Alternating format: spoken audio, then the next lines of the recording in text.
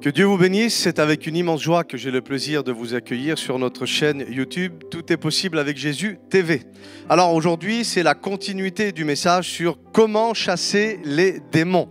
Une bonne question à se poser, et si tu n'as pas écouté le premier volet, je t'encourage à pouvoir aller l'écouter. Dieu nous a communiqué des choses et des volontés, des clés, afin de pouvoir comprendre. Et puis on va faire un petit récap de ce que nous avons dit. C'est pourquoi faut-il apprendre à chasser les démons? C'est parce que tout simplement nous sommes en guerre, et que si on veut avancer dans la vie chrétienne, il y aura des obstacles, des forteresses, des problèmes, des difficultés qui auront été envoyés directement de l'enfer. Donc le but de cette prédication, c'est de faire de vous des tueurs de géants, afin de pouvoir récupérer l'héritage qui nous appartient, sur lequel aujourd'hui il y a encore des géants qui sont assis. Mais je prie, alléluia, pour qu'à partir de cette prédication, tu puisses récupérer justement le territoire qui t'appartient. On avait vu ensemble que l'ennemi est venu pour un seul but, c'est afin de pouvoir dérober, égorger et détruire.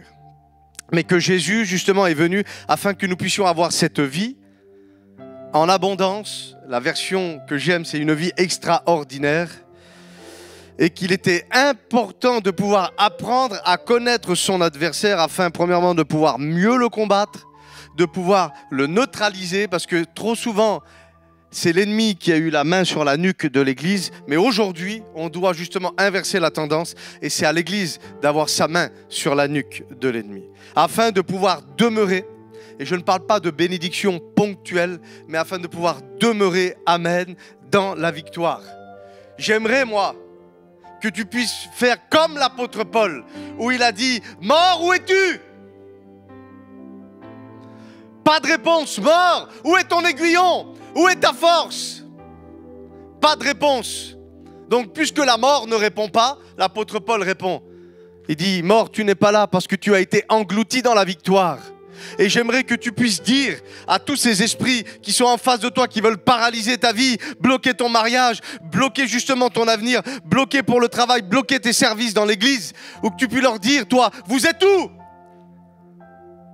Pas de réponse parce qu'ils sont partis, parce que tu as compris qui tu étais. Et tu n'es pas n'importe qui. Tu n'es pas né de nouveau pour subir de nouveau, mais tu es né de nouveau pour relever le défi et pour que le gouvernement de Dieu puisse se manifester à nouveau sur la terre à travers ta vie. Alléluia. Reçois cette parole dans le nom de Jésus. Et on avait vu que en nous, il y a ce qu'on appelle des ressources, et que l'Église, à l'intérieur d'elle, a les ressources nécessaires pour pouvoir aller au bout des choses. Deuxième chose que nous avions vue, c'était que nous sommes nés pour ça. Alors oui, vous voyez des démons partout, mais je te le redis, je l'ai dit dans notre prédication, il ne faut pas en voir nulle part non plus.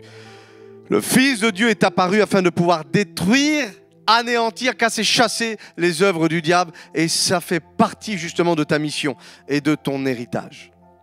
Et il y a ce beau verset dans cette version, Romains chapitre 8, verset 29, qui nous dit ceci. En effet, ceux que Dieu a enveloppés d'avance dans son plan d'amour, il les a aussi destinés depuis le commencement à porter son image, et il a décidé de faire d'eux ses enfants au même titre que son propre fils, et de les façonner afin qu'ils puissent lui ressembler, afin que l'aîné soit le premier d'une nombreuse famille de frères.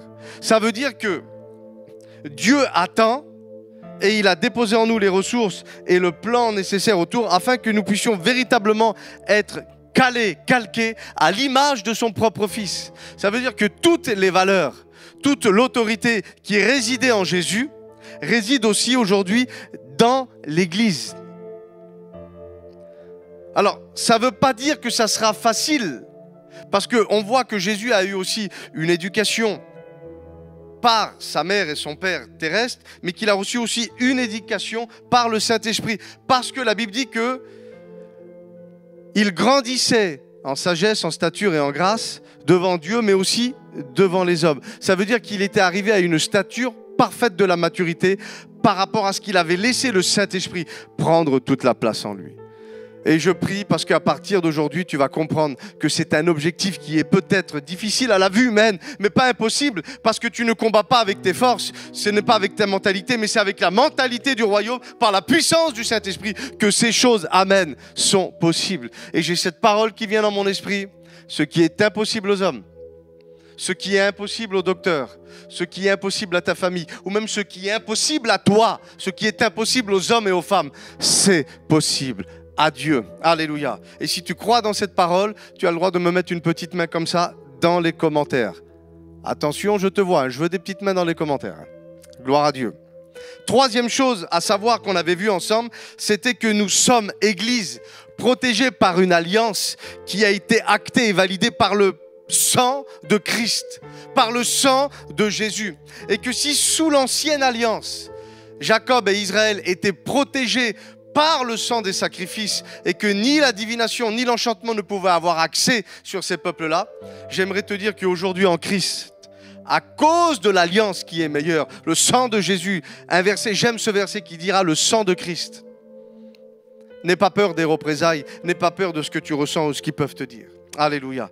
Gloire au Seigneur. Donc, on avait vu que tu avais la puissance du Saint-Esprit en toi, qu'en tant que fils de Dieu, fille de Dieu, tu étais né pour ça, et que quand tu fais des délivrances, alléluia, grâce au sang et à l'alliance justement qui a été fait en Christ par Dieu le Père lui-même, tu ne risques rien. Amen. Si ça te parle, tu dis Amen. Et nous nous étions arrêtés ici. Et je vais vous relire le texte. Luc chapitre 4, verset 18, dit que l'Esprit du Seigneur, c'est ce que Jésus va dire, repose sur moi. Et il m'a choisi et consacré par son onction pour apporter la bonne nouvelle aux malheureux. Et il m'a envoyé pour annoncer aux captifs qu'ils peuvent être libérés et aux aveugles qu'ils verront de nouveau. Amen pour cette parole.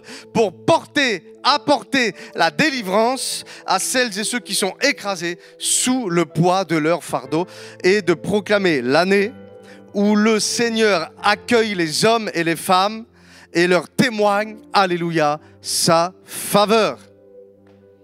Quelle promesse! Et quand Jésus est en train d'expliquer ça, quelque part, il est même en train de prophétiser sur ta vie. Parce que l'Esprit du Seigneur est sur moi. Église, n'oublie pas que oui, tu peux être l'épouse, oui, tu peux être un serviteur, mais tu es aussi le corps. L'Esprit du Seigneur est sur moi, il est la tête. Mais ça vient sur le corps, afin de pouvoir annoncer justement cette bonne nouvelle aux pauvres. Et le monde attend que tu puisses te révéler. Vous savez, je me suis souvent posé la question, pourquoi des gens qui se sentent oppressés, qui ne sont pas bien, qui ont besoin de délivrance, pourquoi certains vont essayer de trouver refuge dans les sectes? Pourquoi certains essayent d'aller voir des marabouts, des sorciers ou autres, ou des voyants, ou des pendules, ou ce que vous voulez? Parce qu'ils ne trouvent pas leur compte dans l'église. Oui, ils ne trouvent pas leur compte dans l'église. Donc, si certaines personnes ne viennent pas consulter à l'église et qui vont consulter ailleurs, c'est pas à cause de Dieu, parce que Dieu en Christ a déjà fait sa part, mais c'est parce que les gens du monde ne voient pas justement une source de solution dans ce que l'église est capable de faire. Mais je prie pour qu'à partir d'aujourd'hui, dans notre époque et dans cette génération, des hommes et des femmes se lèvent afin que la puissance de Dieu revienne selon ce que Dieu attend. Ma grâce te suffit. La puissance et la grâce que Dieu a déversée en toi, Église, est suffisante pour pouvoir libérer les captifs. Alléluia. Au nom de Jésus. Au nom de Jésus. Donc, on va voir premièrement quelque chose qui, à mon sens, est très important lorsque l'on fait une délivrance. Et voilà quelques exemples de ce qu'on ne devrait pas faire quand on fait une délivrance. Première chose qu'on ne devrait pas faire quand on fait une délivrance, c'est de faire la délivrance avec la personne et qu'elle est seule. C'est pas bon du tout, on ne sait pas ce qui peut se passer, on ne sait pas qu'est-ce qui peut se dire après. Donc je t'encourage toujours à prendre un frère ou à prendre une sœur ou à prendre quelqu'un avec toi. Ou alors des fois il y a des contextes qui sont assez particuliers et puis toi tu te retrouves dans une maison, prie pour la personne mais attends qu'il y ait toujours un membre aussi de sa famille qui soit là. Il faut des gens qui puissent constater qu'il se passe des choses et que c'est pas... du bourrage de crâne, que c'est pas de l'abus spirituel, ou alors qu'il se lève pas un scandale, parce que nous l'avons vu, le frère est là, il va prier pour une sœur, ou il va prier pour quelqu'un, et puis d'un seul coup, la fille, elle veut détruire le frère, a dit, il m'a fait des avances. Alors qu'en réalité, il s'est pas passé ça du tout, mais prenons pas le risque de faire des délivrances seuls. Alléluia. Si tu es d'accord avec ça, mets-moi une petite main en commentaire. Amen. Qu'est-ce que je ne devrais pas faire lors des délivrances? C'est de faire toujours les mêmes choses de manière systématique. Parce que les démons, quand tu vas commencer à faire des délivrances, ils vont t'observer. Ils vont regarder tes stratégies, regarder tes méthodes, regarder tout ça. Et en réalité, ils ne devraient pas avoir de stratégie ou de méthode. Il y a des façons de fonctionner qui sont liées à ta foi, donc que tu vas reproduire. Mais il faut surtout essayer d'être attentif à ce que Dieu veut dire ou ce que Dieu veut faire pour pas que justement les démons te trompent et te roulent parce qu'en fait, toi, tu adoptes une méthode pour la délivrance alors que la méthode pour la délivrance, elle doit être contrôlée, alléluia, par l'Esprit de Dieu. Au nom de Jésus. Qu'est-ce qu'on ne devrait pas faire? C'est faire des choses que Jésus lui-même n'a pas fait. Alors oui, je suis mandaté par le ciel pour chasser les démons, mais je ne dois pas provoquer justement les démons. J'explique quelque chose qui m'est arrivé. Quand on a commencé à faire des délivrances, il faut dire la vérité, on vit des belles choses, on témoigne. Quand on témoigne ces choses-là dans les réunions, ça crée la foi dans le cœur d'autres personnes qui ont besoin de libération. Vous repriez, et puis il se passe encore des choses, et puis il y a toute cette partie spirituelle où vous êtes dans l'action de grâce, où tu dis Seigneur, mais tu m'utilises comme ça. Et puis il y a l'autre partie spirituelle où des mauvais esprits vont parler à ton oreille en disant mais toi tu as l'onction. L'autre il ne sait pas, l'autre il ne comprend pas. Et quelque part, il y a une forme d'humilité qui se crée, mais de l'autre côté, il y a une forme d'orgueil qui veut aussi rentrer dans ton cœur.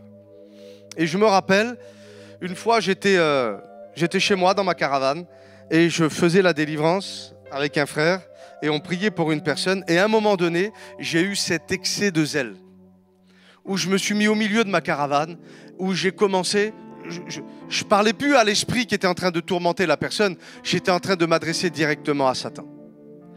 Et je vous le dis, sur le moment, j'ai senti une force venir en moi et une forme d'assurance. Et d'un seul coup, j'ai été frappé par un mauvais esprit. J'ai failli tomber. Je me suis tenu. J'ai commencé à transpirer. J'étais pas bien. Et là, j'ai eu plein de mauvaises pensées qui sont venues. Comme si il y a un esprit qui voulait me faire croire que j'allais devenir fou. Que j'avais un esprit qui était rentré en moi. Et puis, ça a été pour moi la descente aux enfers. Ça a duré plusieurs semaines, ça a duré même plusieurs mois. Et je priais le Seigneur et il n'y avait rien. Et par la suite, j'ai compris une chose, c'était que j'étais victime d'une attaque, pas à cause de mon obéissance, mais à cause de ma désobéissance.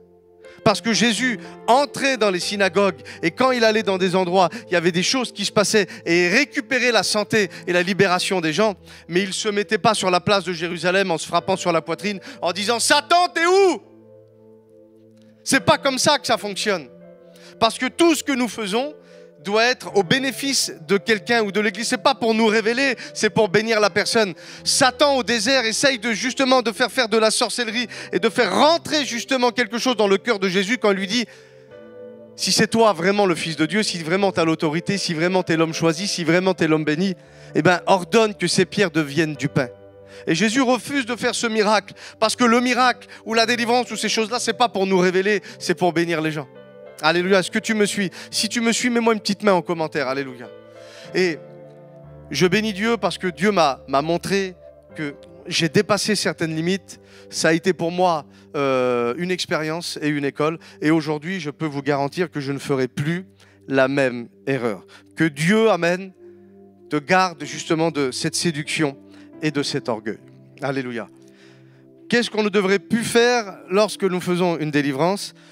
C'est de mettre plus de crédit dans ce qui n'est pas écrit que dans ce qui est écrit.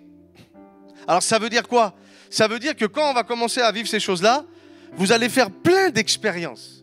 Vous allez avoir plein de visions. Vous aurez plein de paroles. Les manifestations des démons dans le corps des personnes, il y en a des centaines qui sont différentes. Et après, on va plus apporter du crédit à ce que l'on a vu, ce que l'on a vécu, plutôt à ce qui est écrit.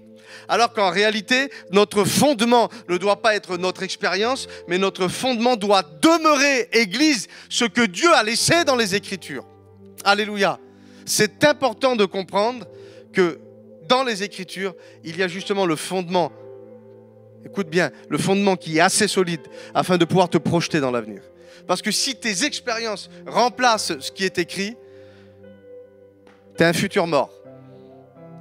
Tu auras des problèmes, des dommages collatéraux qui vont venir se poser, mais je prie parce que je sais qu'à partir de cette prédication-là, amen, tu vas refaire des Écritures justement le fondement de ta vie. Alléluia. Alors oui, les expériences sont bonnes, mais ce sont des choses que l'on vit personnellement et on ne devrait pas justement prendre nos expériences pour appui. On a vécu plein de choses avec les frères, mais il faut dire la vérité, des fois on ne s'y retrouve pas forcément dans la Bible, donc on met un point d'interrogation et on y va doucement. Qu'est-ce qu'on ne devrait plus faire lors d'une délivrance? C'est de prier pour la personne en oubliant qu'elle est là. Prier pour la personne là, au nom de Jésus tu sors, mais tu oublies que la personne est là. Moi j'ai vu des cas de délivrance où il y avait des frères qui étaient, merci Seigneur, ils aimaient Dieu, mais ils ont crié tellement fort pour la délivrance alors que les démons sont sortis, mais la personne elle est repartie, elle était sourde. Hein. C'est quelqu'un qui a un besoin qui est là. Donc il faut prier pour la personne tout en sachant qu'elle est toujours là. Les démons vont partir pas à cause du cri que tu vas pousser, mais à cause de la compassion et de la foi que tu vas libérer, alléluia, sur le moment. Donc écoute-moi, si tu aurais tendance à crier pour les délivrances, calme-toi, calme-toi, alléluia. Alors, qu'est-ce qu'il ne faudrait pas faire aussi? C'est même si pendant la délivrance, il y a un moment où tu ne te sens pas bien, tu te sens oppressé, tu sens que les démons essayent de t'appuyer sur la tête ou de te communiquer des mauvaises pensées, ne le montre pas. Parce qu'un démon ne peut pas lire dans ta pensée. Par contre, il peut essayer de te communiquer des choses à ta pensée et ils vont regarder ta réaction pour voir comment tu réagis. Moi, je ne peux pas vous dire ce que les démons, des fois, ils essayent de me faire penser ou de me faire faire pendant les délivrances, mais je reste de marbre parce que je suis en Christ et sa parole, je suis la lumière du monde, je suis le sel de la terre, j'ai reçu une autorité, je véhicule en moi la personne la plus puissante de l'univers. Et quand ces choses-là, elles se passent, que je ne suis pas bien, dans mon esprit, je dis tous ces versets-là et d'un seul coup, ça part. Et les démons sont en colère parce que ce qu'ils ont essayé de faire, eh ben, ça n'a pas fonctionné. Alléluia, gloire à Dieu. Alors, qu'est-ce qu'on ne devrait pas faire lorsque l'on fait une délivrance? Alors, excusez-moi pour les frères qui le font, mais on ne devrait pas parler avec eux. On ne devrait pas parler avec eux. Je vais vous dire pourquoi. Parce que la foi vient de ce qu'on entend. Et eux, ils ont compris que les oreilles, c'est un canal pour pouvoir atteindre le cœur. Et quand tu permets aux démons de parler, il y en a, ils font ça dans les églises, et ben tu permets aux démons de prêcher à ton église.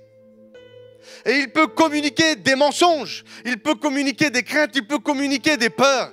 Et c'est important, écoute bien, de ne pas parler avec les démons sous réserve. Écoute, eh ben que tu sens vraiment que le Saint-Esprit te le montre ou te le dit, mais pour un but précis. Pour un but précis. Et je vous le dis devant Dieu, j'ai fait énormément de délivrances et c'est très rare que Dieu m'a demandé de poser une question aux démons. Pour moi, il ne faut pas parler avec eux, on n'est pas dans un show, on est en train de manifester justement une compassion de Dieu afin que la personne, écoute, plus tu parles avec le démon, plus il reste là. Alors qu'il faut qu'il s'en va vite pour que la personne qui est derrière là, elle puisse être bien, qu'elle puisse vivre normalement, d'accord? C'est pas un jeu, c'est pas un jeu, c'est une mission importante entre les ténèbres et la lumière. Que Dieu t'accorde justement cette sagesse et de pouvoir peut-être, je te le dis, te repentir de ce que tu fais parce qu'on n'est pas dans un jeu. Alléluia, on n'est pas dans un jeu. Qu'est-ce qu'on devrait plus faire pendant une délivrance? Alors, des fois, il y a des cas où ça résiste. Et quand ça résiste de trop, il faut se poser 3 questions. Première question, c'est est-ce qu'il faut continuer? Style Luc 18, où tu as la veuve qui est devant le juge inique, et le juge, il résiste. Mais en fait, la résistance du juge était en train de révéler dans la situation qu'il était en train de lâcher. Et des fois, les démons nous font croire que tout va bien, alors qu'en réalité, ils sont en train de lâcher. Ils sont en train d'être mis KO parce que la prière, parce que l'autorité que tu dégages, eh ben, c'est en train justement de faire une atmosphère autour d'eux qui devient insupportable pour eux. Donc ça, peut-être que des fois, si ça résiste, que Dieu t'accorde de discernement afin que tu puisses continuer et briser cette glace. Alléluia. Des fois, quand ça résiste, eh bien, il faut se poser la question, est-ce que ça ne serait pas fini? Parce que quand tu as prié pendant 1 heure pour une personne et qu'elle bouge et qu'elle fait ça et tout ça, la personne, elle le croit dans ce que tu dis. Et quand tu lui dis, allez maintenant, continue de sortir, mais si les démons, ils sont plus là, eh bien elle, des fois, va essayer de faire sortir quelque chose, mais qui n'est plus là. Et en fait, tu es en train de montrer aux démons que tu n'as aucun discernement. Et tu es plus en train de traumatiser la personne qu'autre chose. Et troisième chose qu'on doit faire lorsque ça résiste, c'est il faut peut-être parfois arrêter, s'asseoir avec la personne, discuter, lui demander qu'est-ce qu'elle a ressenti, qu'est-ce qu'elle a vu, si elle a entendu des choses, et aussi peut-être gratter peut-être en fond, parce que si la personne elle est remplie de haine, remplie de colère, remplie d'impudicité, remplie de non-pardon, etc., il y a aussi ce problème-là à traiter pour que ça puisse ouvrir les portes pour que les démons puissent partir. D'accord ? La Bible dit de manière très claire que la repentance, c'est ce qui nous fait sortir de la captivité de Satan. D'accord ? Donc, discuter, faire toutes ces choses-là. Chose qu'on ne devrait plus faire pendant les délivrances, c'est à tout prix leur faire dire le nom de Jésus. Dis le nom de Jésus, dis le nom de Jésus. Tu vas traumatiser les gens. Je t'explique, les démons peuvent dire le nom de Jésus. Oui, les démons peuvent dire le nom de Jésus. Les 7 fils de Séva, quand ils essayent de faire la fausse délivrance, là, le démoniaque se manifeste, il dit « Je sais qui est Paul et je connais Jésus ». Donc il l'a dit sans problème. Donc ce n'est pas parce que tu leur fais dire le nom de Jésus que ça va sortir. Non. Alléluia. Quelque chose que tu ne devrais pas faire aussi pendant les délivrances, c'est de filmer volontairement afin de pouvoir les exposer sur les réseaux. Tu mets des gens dans une situation délicate, tu les mets sur les réseaux et tu les humilies. Alors après, il peut y avoir des cas, et ça c'est différent, où tu prends ton téléphone, la personne elle se manifeste, mais tellement que c'est violent et que c'est bizarre avec les choses qu'elle dit, tu le filmes ou t'enregistres pour que quand la personne sera libre, tu lui fasses voir dans l'état où elle était. Et qu'aujourd'hui, c'est quelqu'un d'autre qui doit venir prendre le relais. C'est plus au démon de contrôler ta vie. Il dit, soyez remplis de l'esprit. Alléluia. C'est les rares cas où moi je l'ai fait personnellement parce que je savais que les personnes auraient eu besoin de voir pour prendre justement une leçon et prendre en considération ce qui venait de se passer. Alléluia. Ça va, on est ensemble, ne te déconnecte pas, on continue. Alors, deuxièmement, voici quelques exemples de ce que je devrais faire pendant la délivrance, avant ou juste après la délivrance.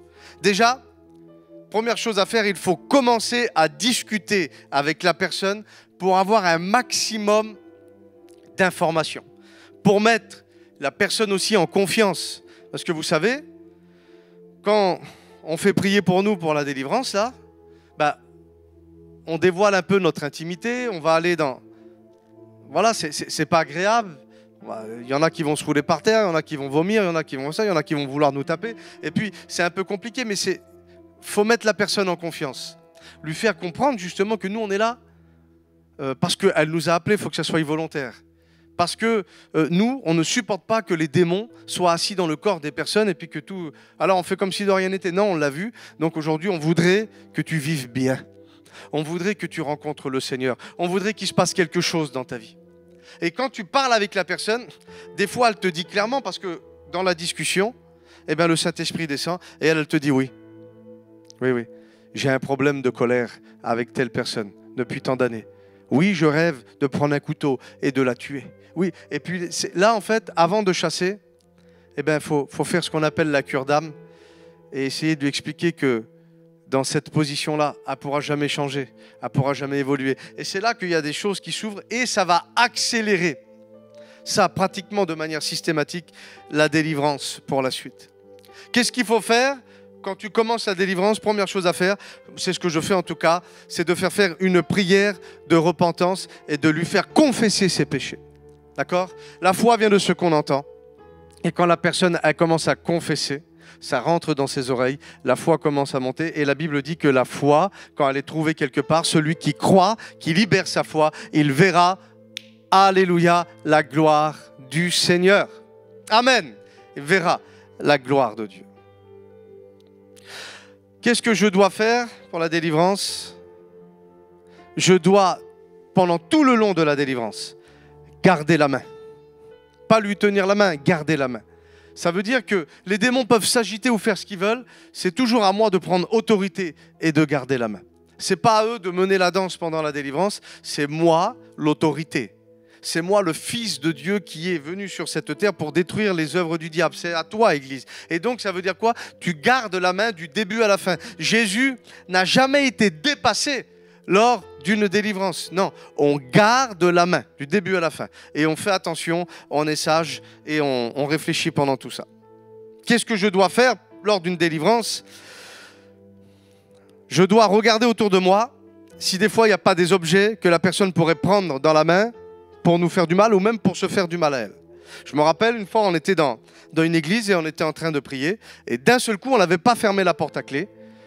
La personne, elle a dit « ça va, je me sens mieux ». Et on s'est écarté un petit peu. Et d'un seul coup, le démon a saisi la personne, elle a ouvert la porte et elle a voulu courir jusqu'à la route pour se jeter sur la route. Et il disait « vous ne l'aurez pas, c'est moi qui l'aura, vous ne l'aurez pas ».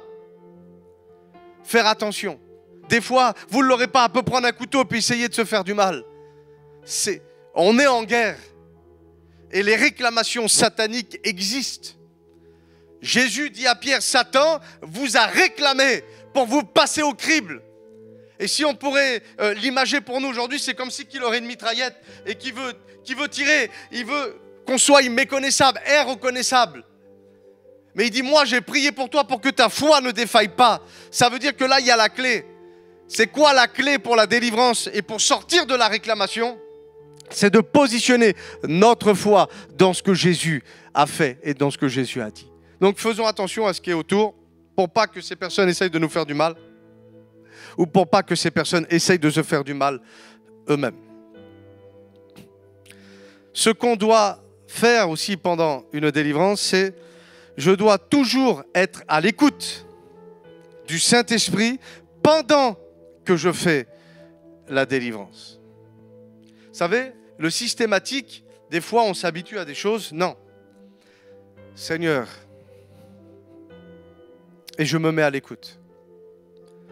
L'apôtre Pierre, dans son mandat apostolique, a reçu, écoutez bien, le mandat de ressusciter les morts. Et quand il arrive dans la maison de Dorcas, elle est morte, les disciples l'avaient appelé pour venir ici.